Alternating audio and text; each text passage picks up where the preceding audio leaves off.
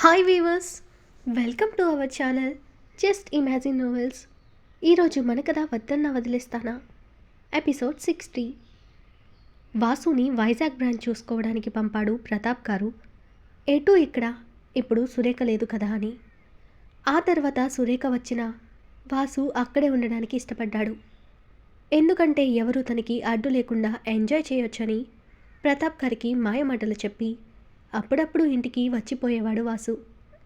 అలా వచ్చినప్పుడు కూడా తన మావయ్య ముందు భార్యాబిడ్డలతో సంతోషంగా ఉన్నట్టు నటించేవాడు. సురేఖని శారీరకంగా కూడా దూరం పెట్టేశాడు. పైగా మాటలతో ఆమెని హింసించేవాడు. బిడ్డలని కని నువ్వు అమ్మమ్మలా ఉన్నావు, నిన్ను చూస్తే మూడు కూడా రాదు అని అసహ్యించుకునేవాడు వాసు. అప్పటికే భర్తపై మనసు విరిగిపోయినా అతడంటే విరక్తి కలిగిన సురేఖకి అతను తనని తాకకపోవడమే తనకు సంతోషం అనుకునేదామే. ప్రజెంట్ తన జీవితం ఎలా ఎక్కడికి చేరిందని ఆలోచిస్తూ ఆ రాత్రి తెల్లార్లు గడిపేసింది సురేఖ. అలాగే ప్రతాప్ గారు కూడా ఆలోచనల మధ్య ఎప్పటికో కలత నిద్రలోకి పోయారు. రుద్ర వచ్చేసరికి కొడుకుకి కథలు చెప్తూ వాడిని నిద్ర పెట్టడానికి చూస్తున్న శివానీని చూస్తూ నవ్వి తన పక్కన పడుకుని ఇద్దరిని కలిపి హక్ చేసుకున్నాడు రుద్ర. రుద్ర చల్లని చేతి స్పర్శకి ఉలిక్కి పడి చూసింది శివాని. ఆమెని పట్టించుకోకుండా ఏంటి బేబీ, నిద్ర రావడం లేదా అని కొడుకుని చూస్తూ అడిగాడు రుద్ర. లేదని వాడు తల ఊపగా, మీ అమ్మని పాట పాడమని కన్నా, అప్పుడు నిద్ర వస్తుంది నీకు అని శివాని వైపు చూసి నవ్వుతూ చెప్పాడు రుద్ర. పాటలు నేనెప్పుడు పాడలేదని కంగారుగా చెప్తున్న శివాని నాపి, మమ్మ నువ్వు నాకు జోలిపాట పాడతావు కదా అని బన్నీ చెప్పగానే, ఏయ్ నువ్వు పాడడం నేను విన్నాను, అబద్ధాలు చెప్పకు, నాకు అబద్ధం చెప్తే నీకు పనిష్మెంట్ తప్పదు అని ఆమెకి మాత్రమే వినపడేలా వార్నింగ్ ఇచ్చాడు రుద్ర. నేను పాడడం ఈయనెప్పుడు విన్నాడు అనుకుని ఇబ్బందిగా చూసింది శివాని. నేను కళ్ళు మూసుకుంటాను, నువ్వు వాడే ఈ రూమ్లో ఉన్నారనుకుని పాడు అని రుద్ర ఇద్దరి మీద చేయి వేసుకుని కళ్ళు మూసుకుని ఇప్పుడు పాట పాడవే అని మెల్లగా చెప్పాడు రుద్ర. శివాని బన్నీని జోకొడుతూ చిన్నగా జోలపాట పాడుతూ తనకు తెలియకుండానే రుద్ర మీదకి ఒరిగి నిద్రపోయింది ఆమె. శివాని గొంతు ఆగిపోగానే అప్పటిదాకా కళ్ళు మూసుకున్న రుద్ర కళ్ళు తెరిచి ఆమె వైపు చూశాడు. ఆమె నిద్రపోవడం చూసి నవ్వుకుని మెల్లగా బన్నీని ఒక్క చేతి మీదకి తెచ్చుకుని శివానీని మరోవైపుకు తెచ్చుకున్న రుద్ర ఇద్దరిని జాగ్రత్తగా హత్తుకుని హ్యాపీగా తను కూడా నిద్రపోయాడు రుద్ర. మార్నింగ్ సురేఖతో పాటు వంట చేస్తున్న శివానీని రుద్ర పిలవడంతో అతని కోసం కాఫీ తీసుకుని రూమ్కి వెళ్ళింది శివాని. రుద్ర కాఫీ తీసుకో అంటూ అతని ముందు కప్ పెట్టింది శివాని. అతను కాఫీ తీసుకుని తాగుతూ, నాకు డ్రెస్ తీసి పెట్టవే, ఈరోజు మీటింగ్ ఉంది, దానికి తగ్గట్టుగా తీ అంటూ ఖాళీ కప్ పక్కన పెట్టి స్నానానికి వెళ్ళాడు రుద్ర. శివాని రుద్ర కోసం డ్రెస్ తీసి దానికి సంబంధించిన అన్ని సెట్గా పెట్టి బన్నీని లేపింది వాడిని స్కూల్కి రెడీ చేయడానికి.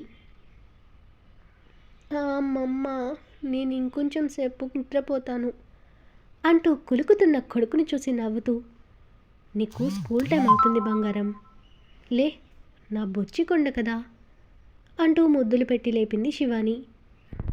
బద్ధకంగా లేచి బన్నీ పక్కన రుద్ర లేకపోవడంతో నాన్నెక్కడమ్మమ్మ అన్నాడు రుద్ర కోసం చూస్తూ బన్నీ. మీ నాన్న స్నానం చేస్తున్నారు కన్నా, నువ్వు వేరే రూమ్కి కదా, స్నానం చేయించి రెడీ చేస్తాను అనింది శివాని.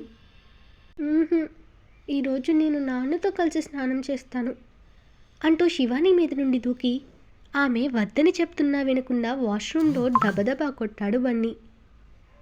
రుద్ర టవల్ చుట్టుకుని వచ్చి డోర్ తీసి ఎదురుగా ఉన్న కొడుకుని శివానీని చూస్తూ ఏమైంది అన్నాడు అయోమయంగా రుద్ర.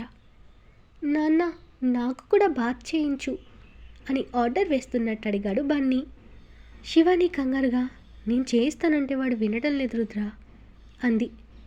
రుద్ర నవ్వి పర్వాలేదులే నేను చేయిస్తాను అంటూ బన్నీని ఎత్తుకుని లోపలికి తీసుకువెళ్ళాడు అతను.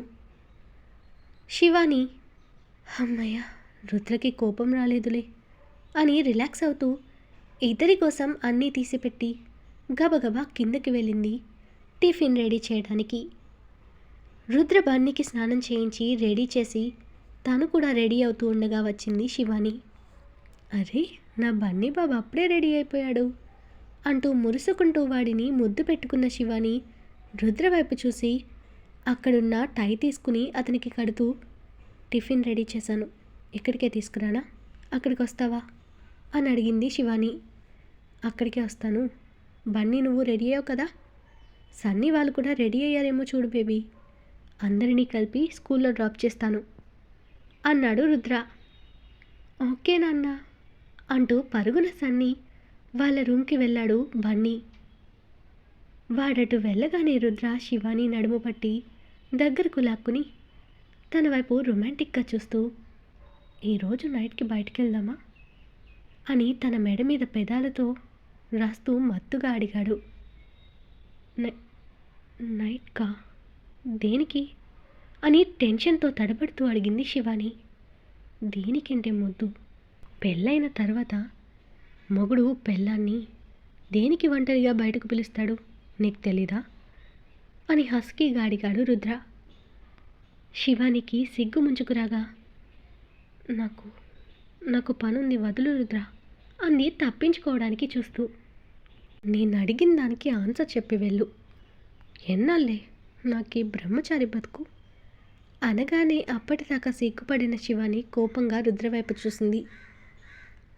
ఆ చూపు మీనింగ్ తెలిసిన అతను నవ్వుతూ, అంటే పెళ్ళి కానంత వరకు బ్రహ్మచారి అంటారు కదా, మరి పెళ్ళి చేసుకున్నాక కూడా భార్య దూరంగా ఉంటే అదే అంటారని ఆ పదం వాడాను, ఏంటి అలా అనకూడదా అని అమాయకంగా అడిగాడు రుద్ర. రుద్ర చేతిని తోసేసి, ఇన్నోసెంట్గా ఫేస్ పెడితే మీరేమీ అమాయకులవ్వరు, నువ్వు పెద్ద దేశముదురు అని అందరికీ తెలుసు, నా ఫస్ట్ కేసు కూడా దౌర్జన్యంగా దొబ్బేశావు, అందుకు నీకు ఈ పనిష్మెంట్ కింద నాకు దూరంగానే ఉండు అని సీరియస్గా చెప్పింది శివాని. ఆ మాటకి రుద్ర గట్టిగా నవ్వి శివానీని మరింతగా దగ్గరికి లాక్కున్నాడు. ఆమె గింజుకుంటున్నా వదలకుండా తన కౌగిలింతలో లాక్ చేసి, ఓ సిమ్మొద్దు, అది దొబ్బేయడం కాదు, నీ మీద ప్రేమను అలా చూపించాను, అప్పుడు నేను నీ కిస్ని కొట్టేశానని ఫీల్ అయితే దానికి బదులుగా ఇప్పుడు నువ్వే నా దగ్గర నుండి కొట్టేయి, చెల్లుకి చెల్లు అని కన్ను కొడుతూ అల్లరిగా నవ్వాడు రుద్ర. చిచ్చి, నాకేం అలా వద్దు అని శివాని మొహం అదోలా పెట్టగానే రుద్ర ఆమె నడుము గిల్లి, చిచ్చి ఏంటి, దాని మాధుర్యం నీకు తెలీదు, అదో అమృతం, ఎంత తాగినా తనివి తీరదు అని తన్మయత్వంగా చెప్తూ శివాని ఫేస్ అంతా ముద్దులు పెట్టి, నా బేబీ బంగారం కదా, ఒప్పుకోవే, నీకు దూరంగా ఉండడం చాలా కష్టంగా ఉంది అని గారాలిపోయాడు రుద్ర. అంతలో నాన్న అంటూ బుల్లెట్లా దూసుకొచ్చిన బన్నీని చూసి ఇద్దరూ దూరం జరిగారు. శివాని నొదిలి, ఏంటి బేబీ అని ప్రేమగా కొడుకునెత్తుకుంటూ అడిగాడు రుద్ర. మరేమో సన్నీ రెడీ అయింది, కానీ బబ్లు రెడీ అవ్వలేదు, మనం మాత్రం వెళ్దాం, బబ్లు స్కూల్ బస్లో వస్తాడంట కదా అన్నాడు బన్నీ.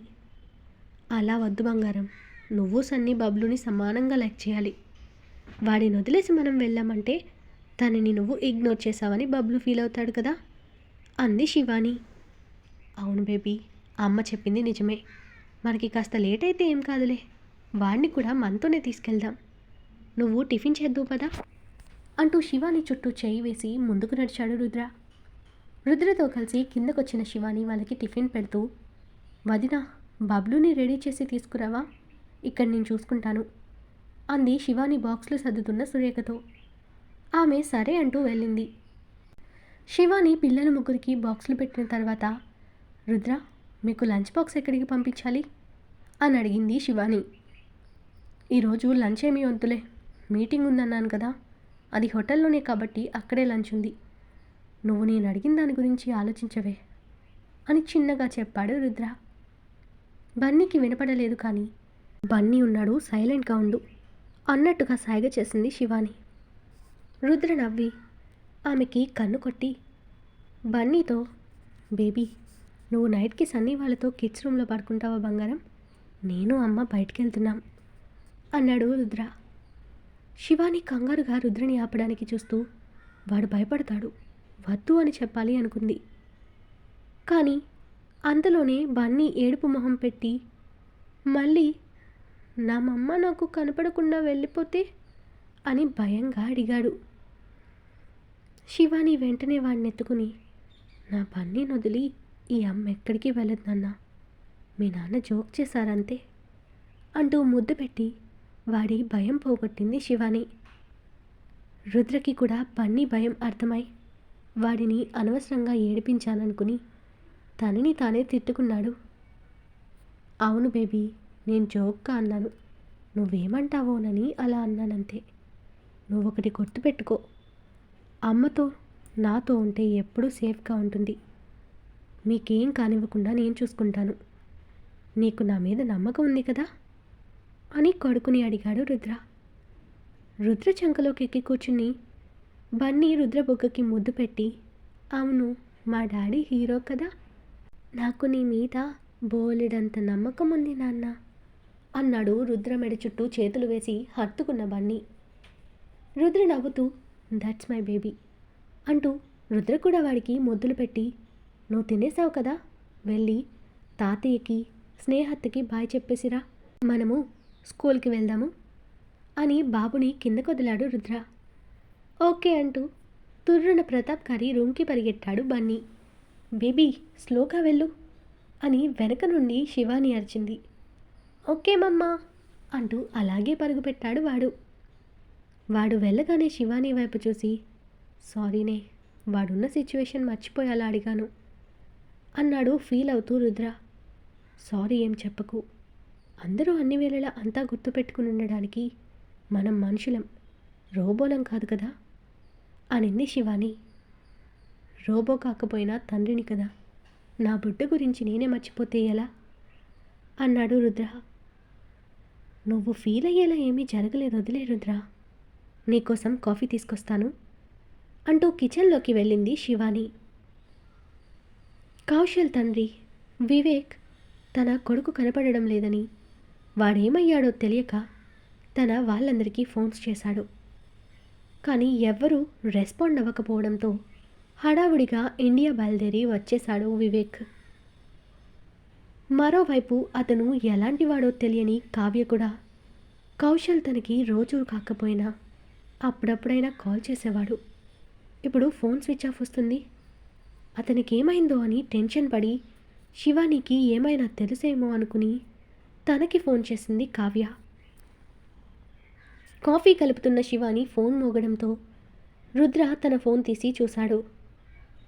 కావ్య అని చూసి తనెవరు అని ఆలోచించిన అతనికి తను ఎవరని ఐడియా రావడంతో, ఈ అమ్మాయి ఆ కౌశల్ని ప్రేమించిన అమ్మాయి కదా అనుకొని, శివ, కావ్య ఫోన్ చేస్తుంది అన్నాడు రుద్ర తన దగ్గరకు ఫోన్ తీసుకొచ్చి ఇస్తూ. శివాని కంగారుగా రుద్ర వైపు చూసి, తను ఆ కౌశల్ కోసమే ఫోన్ చేస్తున్నాను అనుకుంటాను, ఇప్పుడు తనకేం చెప్పను రుద్ర అంది బాధగా. నువ్వు ముందు టెన్షన్ పడడం ఆపవే, ఆ వెధవ గురించి ఆ అమ్మాయికి కూడా నిజం తెలుసుకునే రైట్ ఉంది, తను ఎలాంటి వాడిని ప్రేమించింది తెలుసుకోనివ్వు, తనకి నిదానంగా అన్ని విషయాలు అర్థమయ్యేలా చెప్పు అని సౌమ్యంగా చెప్పాడు రుద్ర.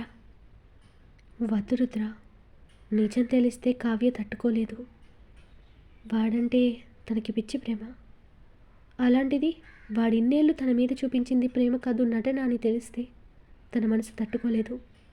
వాడి వంచన తెలియని కావ్య నిజంగా వాడిని ప్రాణంగా ప్రేమించింది. ఆ కౌశల్ తన మనసులో ప్రేమని అర్థం చేసుకునుంటే వాడికి ఈరోజు ఆ గతి పట్టేది కాదు.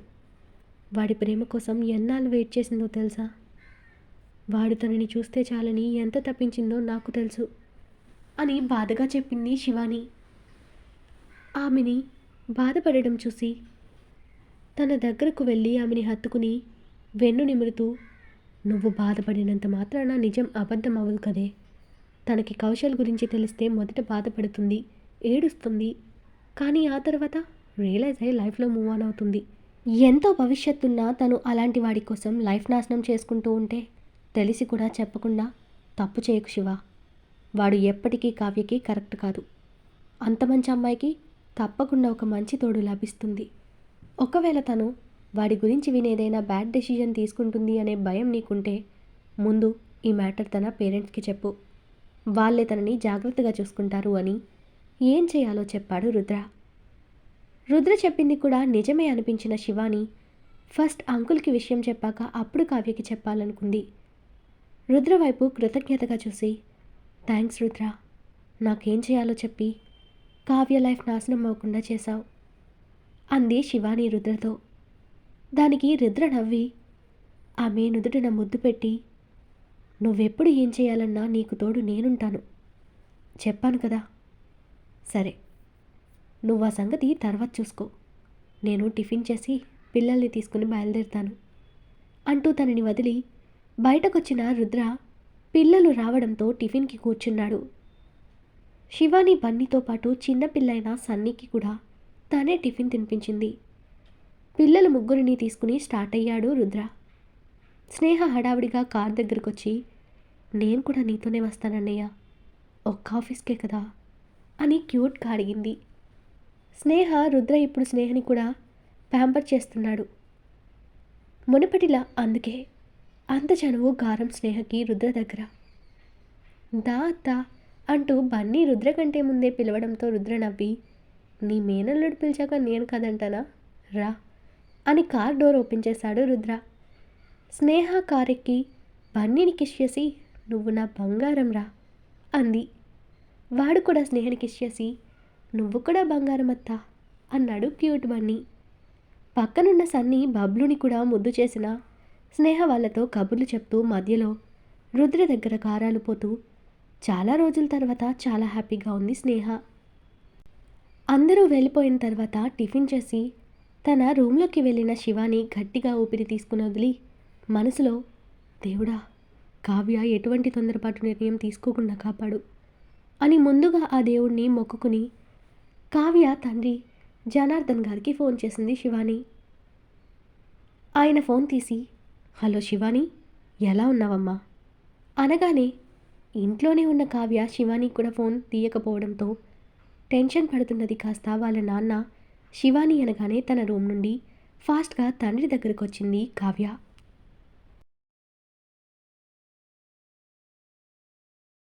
ఈరోజు మన కథ ఇక్కడితో కంప్లీట్ అయింది.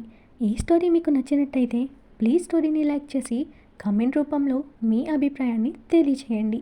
అలాగే ఛానల్ని సబ్స్క్రైబ్ చేసుకుని షేర్ చేసి మాకు సపోర్ట్ చేయండి. నెక్స్ట్ అప్డేట్తో మళ్ళీ కలుద్దాం. అంతవరకు బాయ్.